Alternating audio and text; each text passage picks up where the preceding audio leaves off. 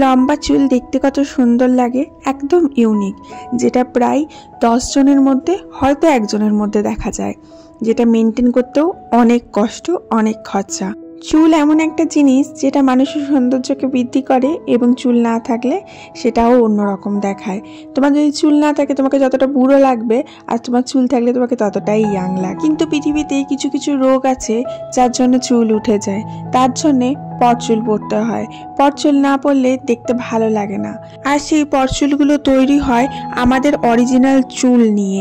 আমাদের অরিজিনাল চুল যেগুলো আমরা পড়ে যায়, এগুলো আমরা বিক্রি করি, অথবা কেউ চুল কেটে বিক্রি করে বা ডোনেট করে, সেইগুলো দিয়ে কিন্তু পরচুল তৈরি হয়। এখনো পর্যন্ত সায়েন্স অনেক উন্নত হয়েছে, কিন্তু সেই লেভেলে যেতে পারিনি যে কিছু কিছু জিনিস তারা ইনভেন্ট এখনো পর্যন্ত করতে পারিনি। যেমন আমাদের শরীরে থাকা ব্লাড সায়েন্স এখনো ইনভেন্ট করতে পারিনি। আমার মাথা থাকা চুল সেটা সায়েন্স এখনো ইনভেন্ট করতে পারেনি। কিডনি আমার সায়েন্স এখনো ইনভেন্ট করতে পারেনি। চোখ ইনভেন্ট করতে পারেনি। এইগুলো আমাদের শরীর থেকে নিয়েই শরীরে ট্রান্সপ্লান্ট করতে হয়। এরকম হাজার কয়েকটা জিনিস আছে, যে heart etcetera etcetera. Hello everyone, this is Ivy, welcome back to my channel ইসাস ডায়েরিজের একটা নতুন অধ্যায় তোমাদের সকলকে ওয়ার্ম ওয়েলকাম জানাই। আজকে তোমাদের সাথে চুলের কথা কেন বলছি জানো? কারণ এটাই হয়তো লাস্ট ভিডিও যেখানে তোমরা আমার লম্বা খোলা চুলটাকে গোটা ভিডিও জুড়ে দেখতে পাবে। এরপরে আমি চলেছি আমার চুলটা কেটে দিতে। অনেকদিন ধরেই ভাবছি চুলটা কাটবো, কেটে ডোনেট করে দেবো। কাদের জন্য ডোনেট করব? ক্যান্সার পেশেন্টদের জন্য ডোনেট করব। কিন্তু আমার ঘরের লোকেদের চাহিদা এবং তাদের মন রাখতে আমি চুল কাটতে পারি না। তার মধ্যে সব থেকে ওপরে রয়েছে আমার হাজবেন্ড, আমার মা, আমার শাশুড়ি মা। তাদের সবার আমার লম্বা ঘন চুলটা পছন্দ। শুধু এখানেই থেমে থাকে না, আমার রিলেটিভদের মধ্যে অনেক রিলেটিভ আছে যাদের আমার চুলটা ভীষণ পছন্দ। ইভেন আমার কাকাতুতো জ্যাঠতুতো বোনেরা আছে, তাদের মধ্যে কেউ কেউ আছে যে আমার লম্বা ঘন চুল দেখে সেও চুল রাখতে শুরু করেছে, কারণ তাদের এত ভালো লাগে। যাই হোক, সবাইকে মনক্ষুণ্ণ করেই আমি চুলটা কাটতে চলেছি। তার একটা বড় কারণ হচ্ছে ক্যান্সার পেশেন্টদের ডোনেট করা। আজ থেকে 1 বছর আগে আমার শাশুড়ি মা যখন চুলটা কাটছিল পার্লারে গিয়ে, তখন আমার হঠাৎ করে মনে হয় যে এত সুন্দর চুলটা এতটা লেন্থে কেটে দিচ্ছে একদম ঘাড় অবধি, এই চুলটা কি করবে? তখন ওদের কাছ থেকে জানতে পারি যে চুলটা ওরা ফলস চুল বানিয়ে তার মধ্যে কাটিং অ্যাপ্লাই করবে বা শেখাবে ওদের স্টুডেন্টদের। তারপরে আমি নেট ঘেটে জানতে পারলাম যে এই চুলগুলো ডোনেটও করা যায়। ডোনেট করার জন্যে তোমাকে নিজেকে খরচা করে সেটাকে ডোনেট করতে হবে এবং নিজেকে খরচা করে পোস্ট করতে হবে, কিন্তু তার বদলে তুমি শুধু একটা জিনিস পাবে, অনেকটা আশীর্বাদ। কারণ তোমার চুলটা থেকে যে পরচুলটা তৈরি হচ্ছে এবং সেটা যে পড়ছে, যার চুল নেই, সে তোমাকে অনেকটা আশীর্বাদ দেবে। আর একটা কি পাবে? তুমি সার্টিফিকেট পাবে। তো তখন শাশুড়ি মায়ের চুলটা যেহেতু ডোনেট করেছিলাম, আমাকে অনেক লোক অনেক কথা বলেছিল। হাজার একটা কমেন্ট এখনো পর্যন্ত স্টিল নাও আমাকে শুনতে হয় ইউটিউবে কমেন্ট বক্সে যে তুমি তোমার চুলটা কবে ডোনেট করবে। আমি বলেছিলাম যে শাশুড়ি মায়ের চুলটা ডোনেট করছি, আমার চুলটাও ডোনেট করব। কিন্তু আমার চুলটার উপর অধিকার তো শুধু আমার একার নেই। এই চুলটার প্রতি অনেকটা ভালোবাসা আমার বরের রয়েছে, আমার মায়ের রয়েছে, আমার শ্বশুরবাড়ির শাশুড়ি মা, আমার বন্ধু বান্ধব অনেকজনের রয়েছে। সবাই বারবার রিকোয়েস্ট করে যে চুল না কাটার জন্যে। আমি ফেসবুকে একটা পোস্ট দিলেও আমার বন্ধু বান্ধব অনেক দিদি আছে, তারা আমাকে বলে প্লিজ চুলটা কাটিস না। যাই হোক, তো তাদের সবারই মন রাখলাম এতদিন। এবার আমি আমার ইউটিউবের কিছু দর্শক বন্ধুরা আছে যারা আমাকে বারবার কমেন্ট করে, তাদেরও মন রাখবো। এবং সব থেকে বড় কথা, তাদের জন্য চুলটা কাটতে চলেছে যে যারা চুল পায় না এবং যাদের দেখতে খারাপ লাগে এবং যাদের ভীষণ কষ্ট, তাদের জন্য, তাদের মধ্যে একজনও যদি চুলটা পায় তাহলেও আমার চুলটা রাখা সার্থক হবে। তো আমি বিগত 1 বছর ধরে সেরকমভাবে চুল কাটিনি, শুধু ট্রিম করেছি এবং চুলটা বড় হতে হতে বেশ অনেকটা বড় হয়ে গেছে, একদম আমার হিপ ক্রস করে গেছে। তো এখন ডিসাইড করেছি চুলটা কাটবো। তো চুলটা কাটার আগে ভাবলাম একটা ফুল লেন্থে তোমাদের সাথে ভিডিও শেয়ার করি, যে ভিডিওটা গোটাটা জুড়েই শুধু আমার চুলটা থাকবে। কারণ আমি জানি ইউটিউবে আমার এমন অনেক বন্ধু আছে যারা আগে আমার লাইভে আসতো শুধু আর শুধুমাত্র আমার চুল দেখতে। তারা শুধু বলতো যে চুলটা তোমার দেখবো, আর কিচ্ছু দেখবো না, তোমার এই হেভি লং হেয়ারটা দেখবো। আমার লাইভে হাজার হাজার দর্শক আসতো, তারা বলতো তোমার চুলটা যদি একবার ছুতে পারতাম, তোমার চুলটা এত সুন্দর, তুমি চুলটা আঁচড়ে দেখাও, চুলটা বেনি করে দেখাও, তোমার এত সুন্দর চুলটা দেখতেই বারবার আসি। তো যাই হোক, তাদের সবাইকে এটাই বলা যে আবার হয়ে যাবে, চিন্তার কিছু নেই। তো আজকের ভিডিওটা সেই সমস্ত বন্ধুদের জন্য যারা আমার চুলকে ভীষণ ভীষণ পছন্দ করে। একটা জীবনে সবার মন রাখা সম্ভব হয় না, তুমি কারোর মন রাখতে গেলে অন্যজনের মন ভেঙে যাবে, এটাই বাস্তব। কিন্তু কি করতে হবে, সবার কথা উপেক্ষা করে শুধু নিজের মনের কথা ভাবতে হবে। আমি যখন চুলটা কেটে ডোনেট করব বললাম, আমার শাশুড়িমা আমাকে পুরো থ্রেড দিয়ে গেল ঘরে যে একদম চুল কাটবি না, এত দূর চুল বেড়েছে, এত সুন্দর লাগছে, একদম কাটবি না, অল্প কাট, কিন্তু অতটা কাটা যাবে না, কারণ একটা লেন্থের হাইট থাকে যে এতটা লেন্থ কাটলে তবেই তুমি ডোনেট করতে পারবে। তার পরিমাণটা হচ্ছে 12 ইঞ্চি। 12 ইঞ্চির বেশি যদি চুল হয় তখনই তুমি ডোনেট করতে পারবে, আদারওয়াইজ ডোনেট করতে পারবে না, কারণ অল্প একটুখানি কাটার অংশ নিয়ে ওরা সেটাকে উইক বানাতে পারে না। জানো, চুলের বাজারে চুলের কত দাম, প্রচুর দাম। আমার যে লেন্থ অফ হেয়ার রয়েছে, এটাকে যদি আমি বিক্রি করতে চাই, এটা যদি আমি ইউটিউবে বিক্রি করি, তাহলে আমার চুলটা মোটামুটি 2 থেকে 3 লাখ টাকা দাম হবে। তোমরা বিশ্বাস করবে?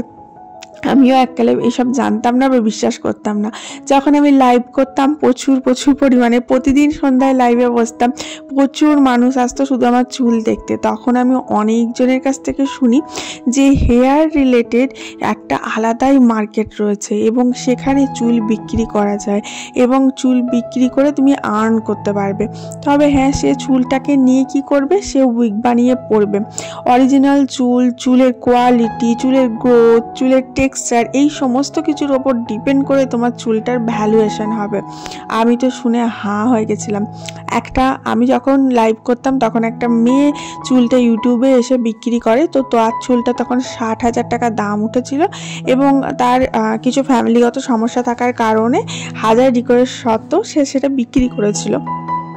তো আমার যেটা এখন লেন্থ এবং যা টেক্সচার আর যা গ্রোথ আছে, তাতে করে আমি যদি বিক্রি করি লাখ টাকা তো এমনিই পেয়ে যাব।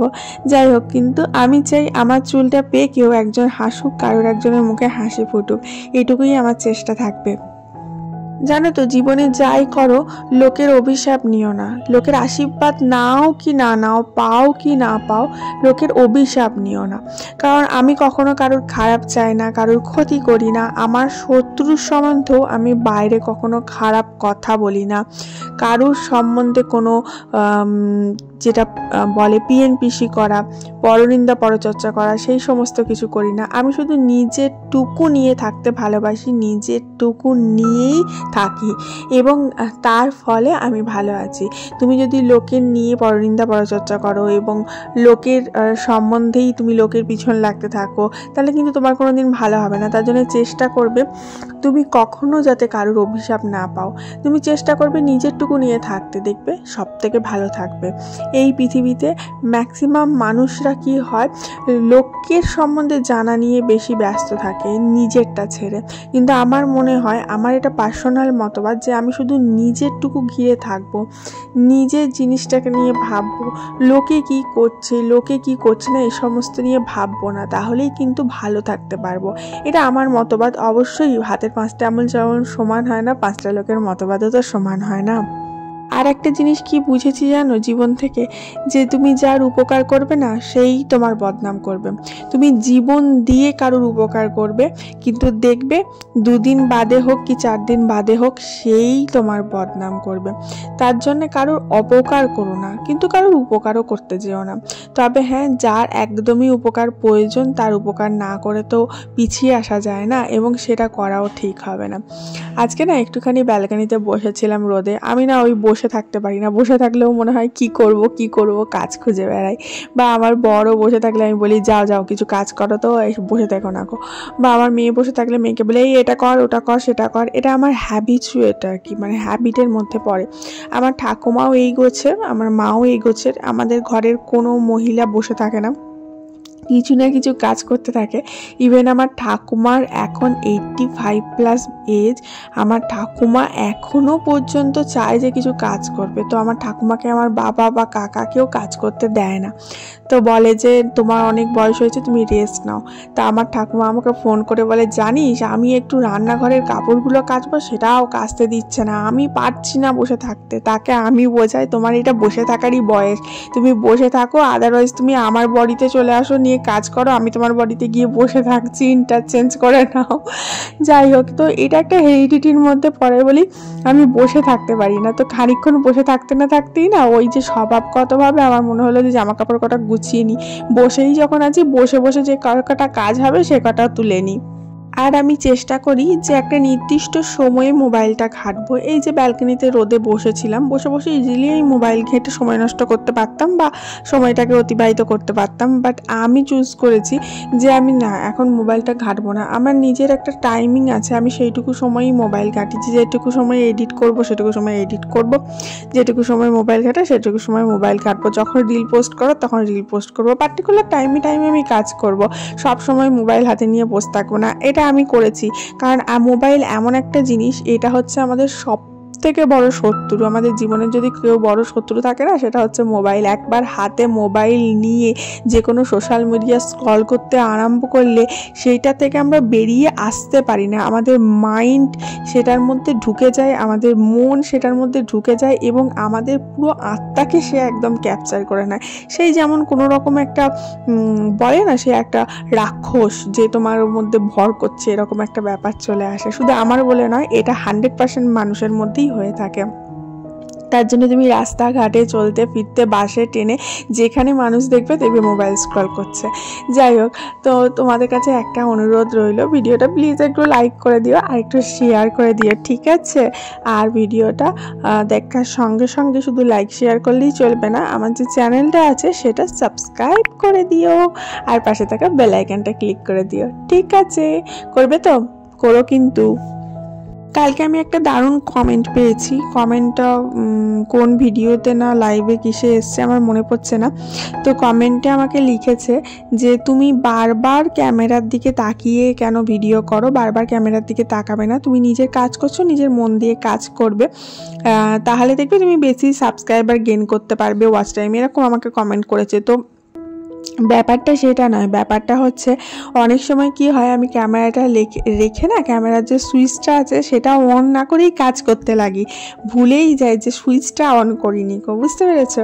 তো তার জন্য আমাকে কি করতে হয়, বারবার তাকিয়ে দেখতে হয় যে হ্যাঁ ক্যামেরাটা ঠিক চলছে তো, হ্যাঁ ক্যামেরাটা ঠিক পজিশনে আছে তো, এই জন্য বারবার চোখটা চলে যায়, এটাই যা অভ্যেস হতে পারে। আজকে সারাদিনের পর ডাইরেক্ট জাম্প করে ইভিনিংয়ে চলে যাচ্ছি। দেখো তো এই জায়গাটা কেমন লাগছে, এরকম করে এটাকে সাজিয়েছি, বেশ সুন্দর লাগছে না? এবং প্রতিদিন সন্ধ্যেবেলা একটু করে মোমবাতিগুলো জ্বালিয়ে দিই, দেখতে বেশ ভালো লাগে।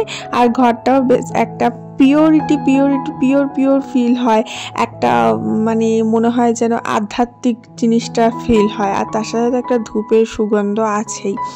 যাই হোক, আজকে না লাঞ্চে অনেক কিছু করেছিলাম, দেন আর রাতে ডিনারে কিছু করতে ইচ্ছা করছিল না। শীতকালের সময় না দেখবে খেতে ভালো লাগে, করতে ভালো লাগে না, ঠান্ডা জল ঘাঁটতে বা কষ্ট করতে ইচ্ছা করে না। তো আজকে ডিনারটা বলেছিলাম বাইরে থেকে নিয়ে আসতে, যখন বললাম তুমি যখন আসবে বাইরে থেকে নিয়ে আসবে।